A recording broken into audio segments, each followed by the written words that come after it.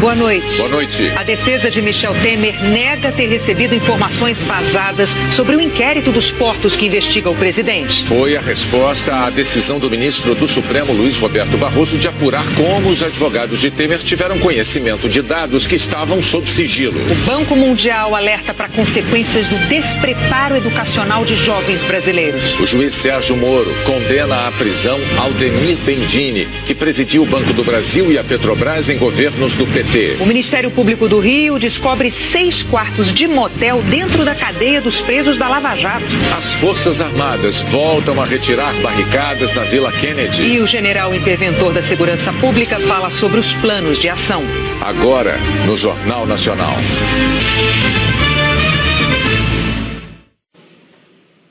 O Ministério Público do Rio descobriu 6 quartos, como os de um motel, numa cadeia onde estão os presos da Lava Jato no estado. Foi depois de uma denúncia anônima que os 6 quartos foram descobertos pelo Ministério Público Estadual no dia 19 de fevereiro. Estas fotos foram feitas durante uma inspeção na cadeia pública de Benfica. Aparelhos de televisão, banheiros com piso de porcelanato, paredes pintadas, uma delas tem até um coração e luzes vermelhas no teto. O dado que chegou foi até assim, tem desculpe o termo, tá? Tem um motelzinho instalado em Benfica, ponto. A notícia foi publicada pelo jornal O Dia e confirmada pela TV Globo. O Ministério Público vai investigar se mulheres eram contratadas para fazer sexo com internos. As suítes estão no 4º andar da cadeia pública de Benfica. E, a rigor, a decoração delas não é ilegal. Mas 2 coisas chamaram a atenção do Ministério Público. Primeiro, o número de quartos em relação ao número de presos que têm direito, por lei, à visita íntima. São 27 internos. E, além disso, o material usado para a construção delas. Televisão, piso, isso não é normal nas outras unidades prisionais. A cadeia de Benfica é onde esteve preso o ex-governador Sérgio Cabral. No ano passado, os promotores já tinham achado equipamentos para a instalação de uma sala de vídeo para os presos e encontraram nas celas um cardápio variado e proibido. O novo secretário de Administração Penitenciária, David Antony, disse que a cadeia de Benfica está sob intervenção. Nós estamos fazendo uma verdadeira devassa em todos os processos, em todos os segmentos, inclusive em novas inspeções nas celas.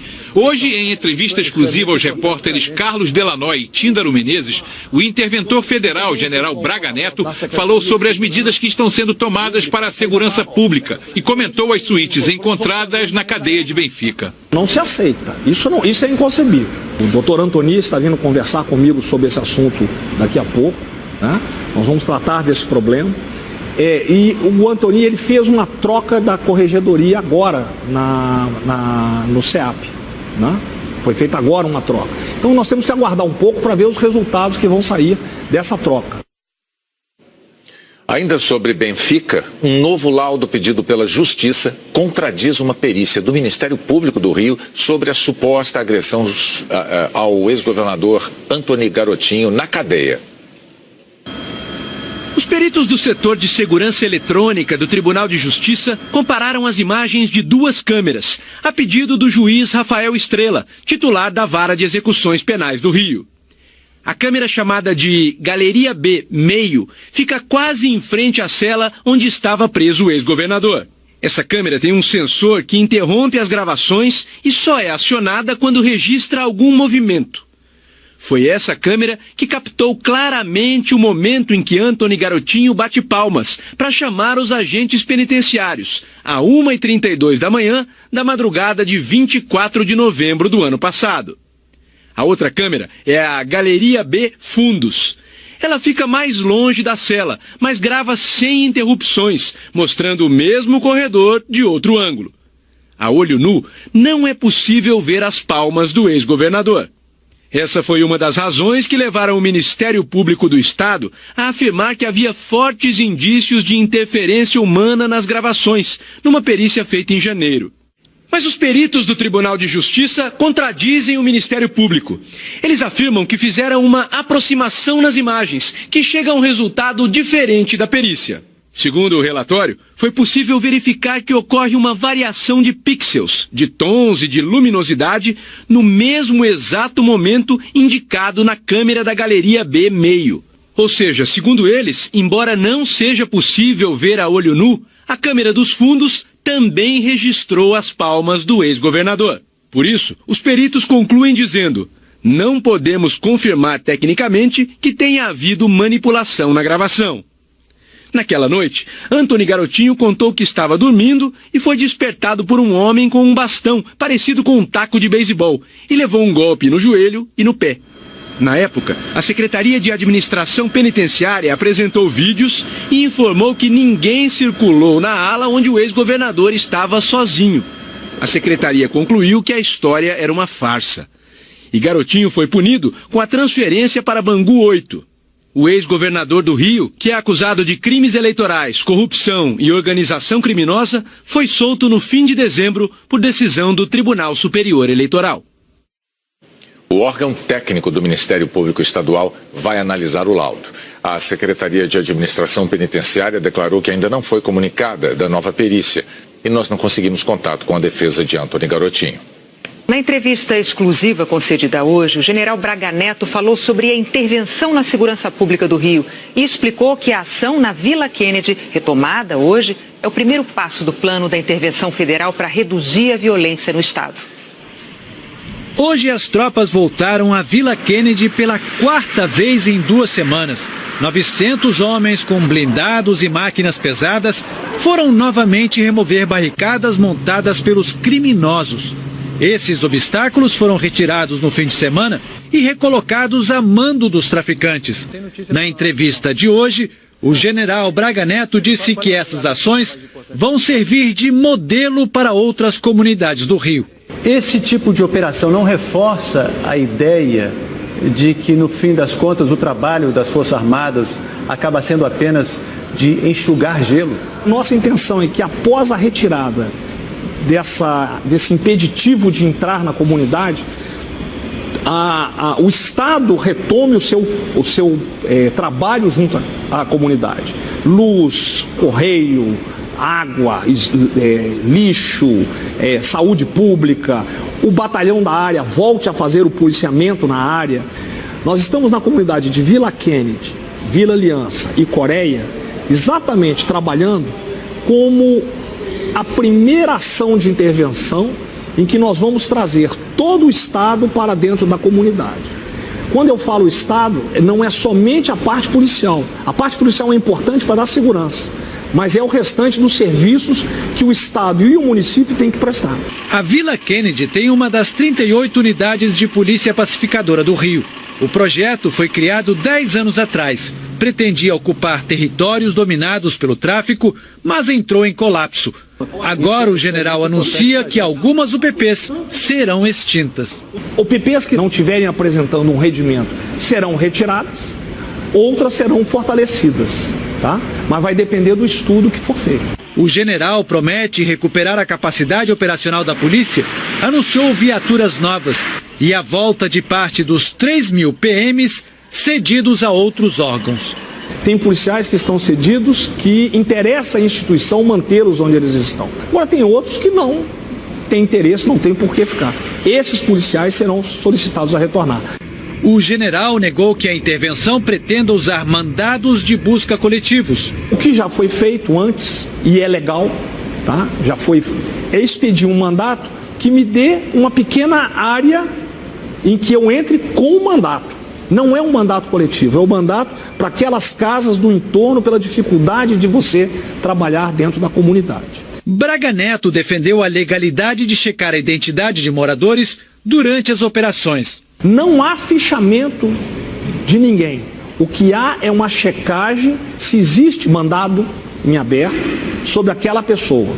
Isso aí evita que a pessoa tenha que ser levada à delegacia, então economiza recursos do Estado, não demora mais que 3 minutos para ser feito. O general falou do legado que pretende deixar até o fim do ano, quando termina o prazo da intervenção. Nós vamos trabalhar com seriedade, com muito trabalho, e a minha intenção é que no final dessa intervenção eu tenha uma polícia com maior credibilidade, com uma integração muito grande entre as polícias, né? Que tenha o respeito da população e que respeite essa população. É isso que eu pretendo entregar. Uma feira do setor de segurança está apresentando as novidades dessa indústria em São Paulo. Policiais e carros de polícia. Essa é a imagem mais tradicional da segurança nas ruas. Nesta feira em São Paulo, as novidades nesse setor mostram uma parte menos visível, a tecnologia de ponta. Nos condomínios, um aplicativo para substituir as guaritas. Um código criptografado é enviado para o celular do morador que abre o portão. E o morador também pode enviar um código para os visitantes. Em 1 segundo, 2 segundos já está dentro do condomínio, acabou a questão da insegurança na frente do condomínio. Esse sistema identifica com uma câmera o modelo, a cor e a placa do carro do morador. Só então o portão é aberto. Você pode atrelar ele, não somente o controle de acesso através da placa do veículo, mas também o reconhecimento facial. Um sistema de monitoramento inteligente de aeroportos identifica os locais onde as filas estão grandes.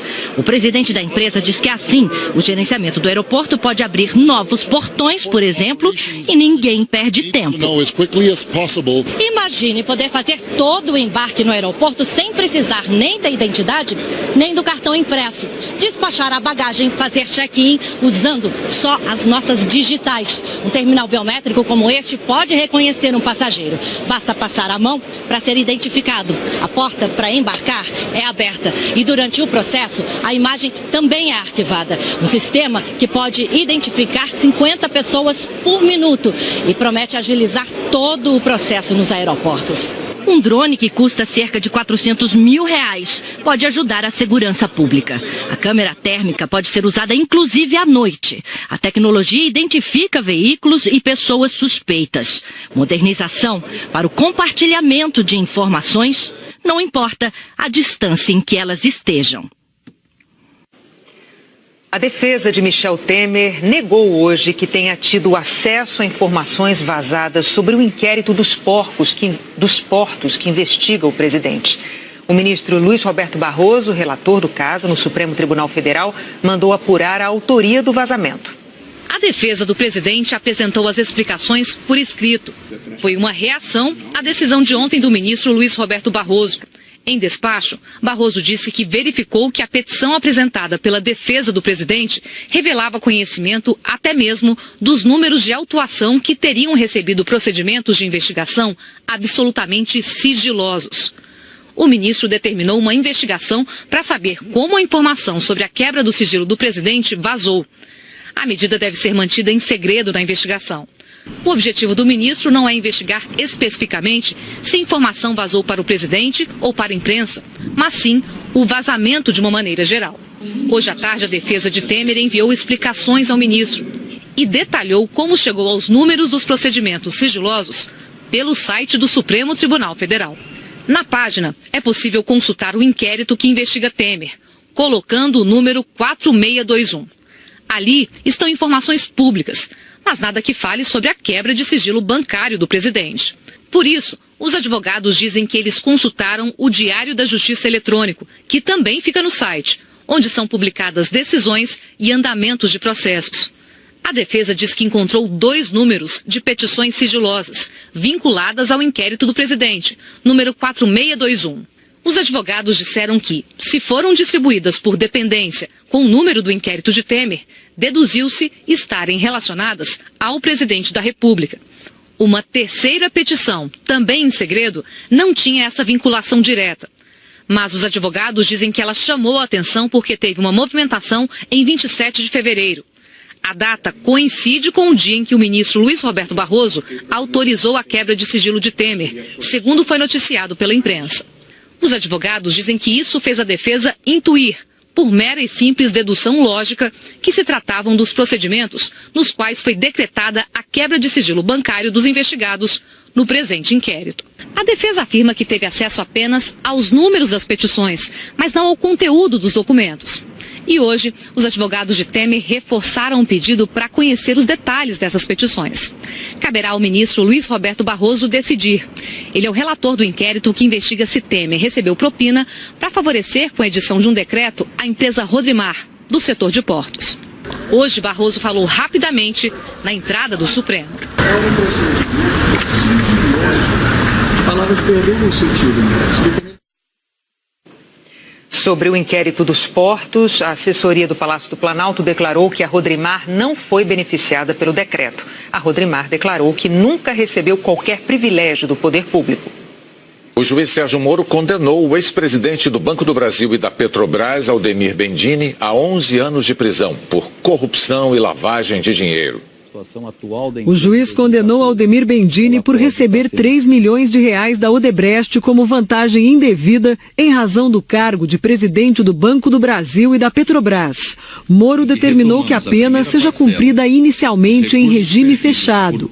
O juiz afirmou que Bendini deve permanecer na cadeia enquanto recorre da sentença. Ele foi preso em julho do ano passado na 42ª fase da Operação Lava Jato, porque a Justiça considerou que havia o risco dele fugir, de atrapalhar as investigações e de continuar cometendo crimes. Na sentença de hoje, Moro destacou a gravidade dos crimes que envolvem pagamento de vantagem indevida a presidente da Petrobras, nomeado exatamente para resolver os problemas decorrentes da corrupção.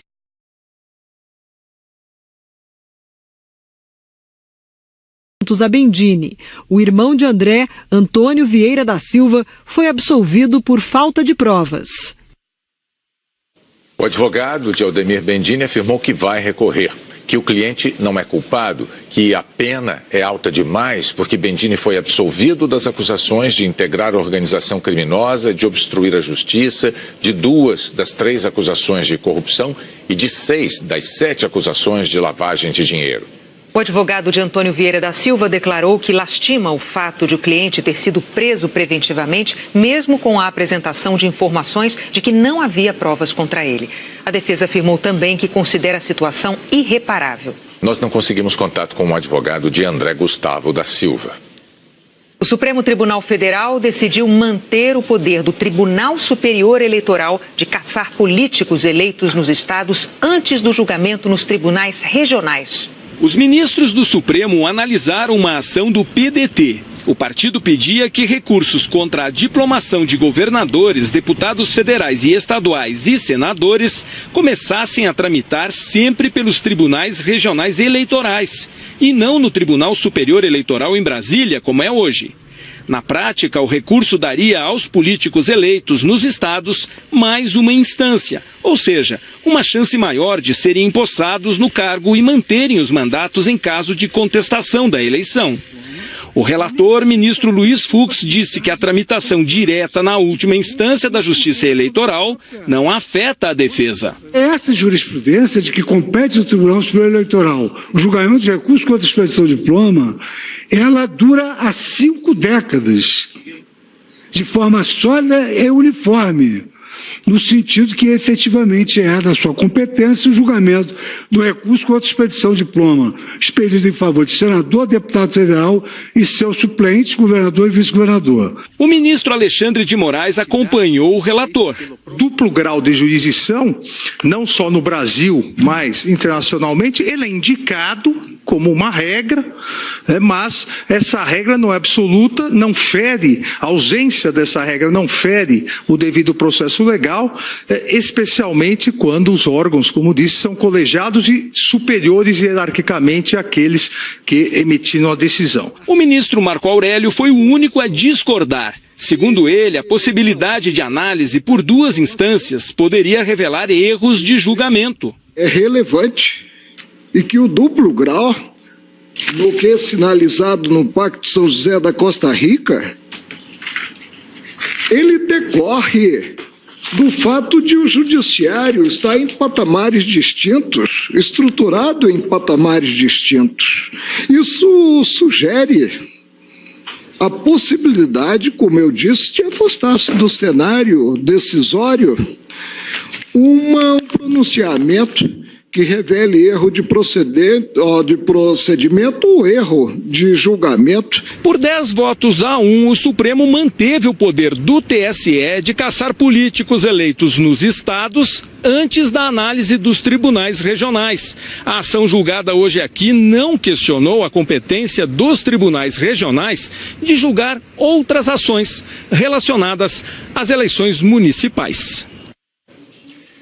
Entidades representativas da imprensa e institutos de pesquisa reagiram à decisão do Tribunal Superior Eleitoral de reduzir a abrangência das perguntas feitas em pesquisas eleitorais neste ano. A resolução trata de regras e prazos para divulgação e registro de pesquisas eleitorais.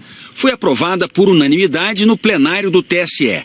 A resolução diz que nos questionários aplicados ou a serem aplicados nas pesquisas de opinião pública são vedadas indagações a respeito de temas não relacionados à eleição.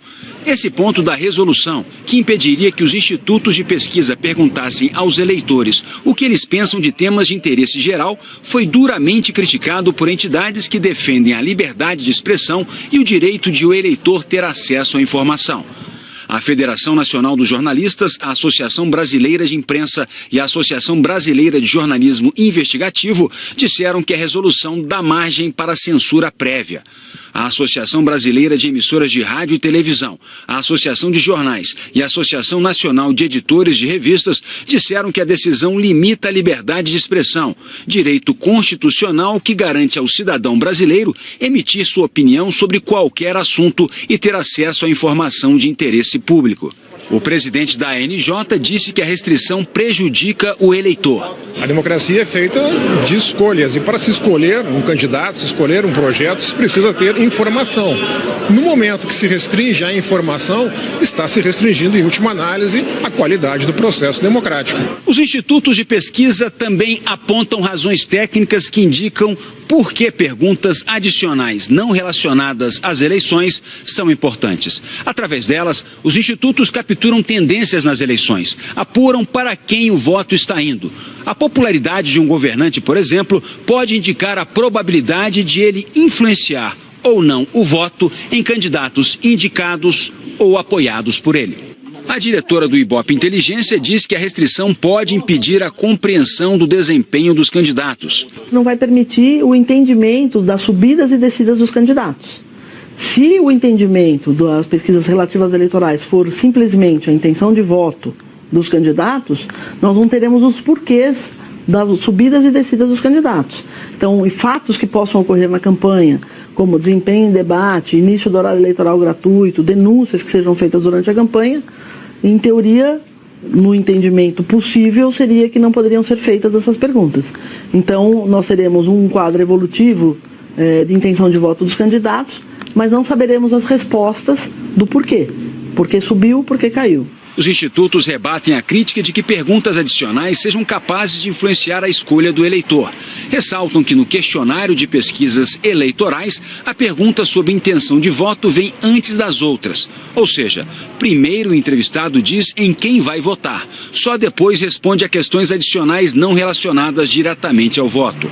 O diretor de pesquisa do Instituto Datafolha diz que sem perguntas que sejam diretamente relacionadas à eleição, as variações na corrida podem ficar incompreensíveis. Perguntas, por exemplo, como expectativas em relação a variáveis econômicas, expectativas sobre o desempenho, sobre o desemprego, sobre a inflação, sobre o poder de compra da população, elas conseguem explicar, por exemplo, a intenção de voto em determinado candidato.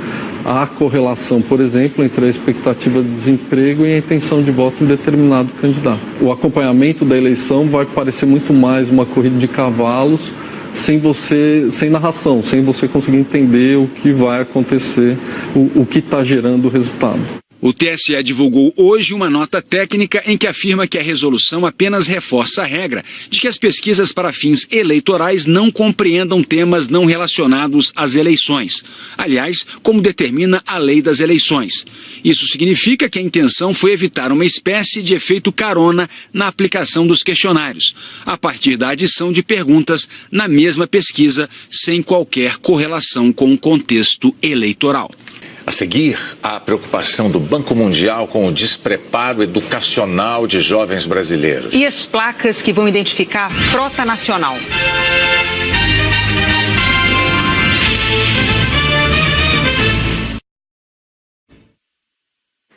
Um relatório do Banco Mundial afirma que metade dos jovens brasileiros corre o risco de desperdiçar o seu potencial econômico.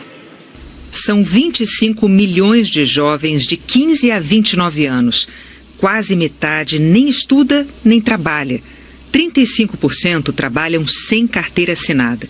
9% só estudam, mas estão atrasados em relação à série. E 11% estudam e trabalham, mas o emprego também é sem carteira assinada. No Brasil, apenas 4 de cada 10 pessoas com mais de 25 anos completaram o equivalente ao ensino médio. Nos Estados Unidos, a média é de 9 em cada 10 pessoas. Um outro estudo com trabalhadores brasileiros descobriu que 4 em cada 10 profissionais em cargo de chefia não dominam a escrita e a leitura. Procura-se jovens em início de carreira. As empresas exigem uma série de competências, tecnologia, conhecimentos gerais, cálculo, mas a maioria dos candidatos derrapa no teste de português. 60% deles não tem nota maior do que 6 nesse teste. Então é bastante preocupante. Até sair para procurar um emprego melhor, a Angélica nem imaginava. Eu tive um choque, vamos dizer assim, porque eu percebi que eu não estava preparada. Não é uma questão de saber ler e escrever ou não. Existem vários níveis de alfabetização. E o último levantamento feito com brasileiros indica que 4% são analfabetos. 23% conseguem ler uma mensagem simples, como uma placa de sinalização. A maioria, quase a metade, entende um texto básico, um post na rede social. Agora, menos de 1/4 dos brasileiros vai sair de uma farmácia depois de comprar um remédio e conseguir compreender a bula, considerada um texto científico. E uma pequena parte é alfabetizada sem qualquer limitação, o que significa ir numa banca de jornal, escolher um artigo e nele entender o que é uma ironia ou uma opinião. Você entende porque os especialistas em educação dizem que esse é um processo para uma vida inteira? As limitações podem chegar ao topo da carreira, explica a coordenadora do Indicador de Analfabetismo Funcional. 4 em cada 10 profissionais em cargo de chefia falham na hora de ler e escrever. O Brasil demorou muito para escolarizar, para universalizar a sua educação. Boa parte das crianças que estão na escola hoje é a primeira geração que está chegando no ensino médio, muitos deles a primeira geração que está chegando no nível superior.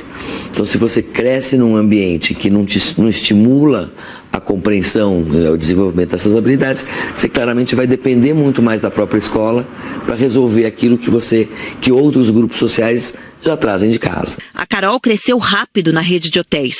Em 10 anos, passou a coordenar a recepção e trocar e-mails com clientes e fornecedores. Nessa resposta de e-mail, o meu gestor sempre me procurava para corrigir algumas frases erradas. O português é tudo, né? A gente precisa, sim, para se comunicar. É uma base, super importante. E lá atrás, se não tiver essa base, com certeza, quando você chega lá na frente, você tem que voltar. Educação de qualidade, olha aí o desejo dos brasileiros. A Eliana Marques traz agora para a gente a previsão do tempo para amanhã. Eliana, antes você tem uma nota sobre energia limpa? Exatamente. Boa noite a todos. Boa noite. Olha, a energia solar ainda é tímida no Brasil, a geração da energia solar, mas ela vem aumentando nos últimos anos. Em 2017 cresceu 21 vezes em relação ao ano anterior. A capacidade instalada passou de 0,02 para 1 gigawatt e o número de usinas subiu de 8 para 40, segundo a Câmara de Comercialização de Energia Elétrica. A maioria dessas usinas fica no Nordeste, onde vai fazer sol o dia todo amanhã, em parte do sertão de Pernambuco, da Paraíba, também nas regiões próximas do litoral, inclusive em Natal, em João Pessoa e no Recife. Agora, nas outras partes do Nordeste, tem possibilidade de chuva e o tempo fica mais instável na faixa sul da Bahia, principalmente de Porto Seguro para baixo. No Sudeste, pode chover muito no litoral de São Paulo de novo, também no litoral do Rio de Janeiro.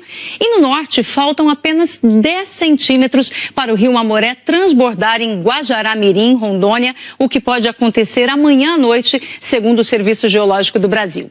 Os temporais também podem atingir Amazonas, Pará, Tocantins, Mato Grosso, Goiás, Minas e Espírito Santo. E sol brilhando o dia todo entre Roraima, noroeste do Pará e do sul do Paraná até o Rio Grande do Sul. Em Vitória, Belém e Cuiabá, pancadas de chuva a partir da tarde. Em Salvador e em São Paulo pode chover nos 3 períodos. E em Curitiba é só uma garoa e pela manhã. Depois é sol. Até amanhã, Eliana. Até amanhã. As placas dos carros brasileiros vão mudar para seguir o padrão dos países do Mercosul. Ela vai ter uma tarja azul, a bandeira do Brasil e outra configuração de letras e números. E também um chip e um código que é para facilitar a identificação dos veículos roubados ou clonados nos países do Mercosul. A resolução deve ser publicada amanhã no Diário Oficial e vai valer para os modelos novos dentro de 6 meses. Os carros usados vão ter até o fim de 2023 para mudar as placas. A seguir, o governo de Donald Trump frustra a expectativa mundial de reduzir a tensão com a Coreia do Norte.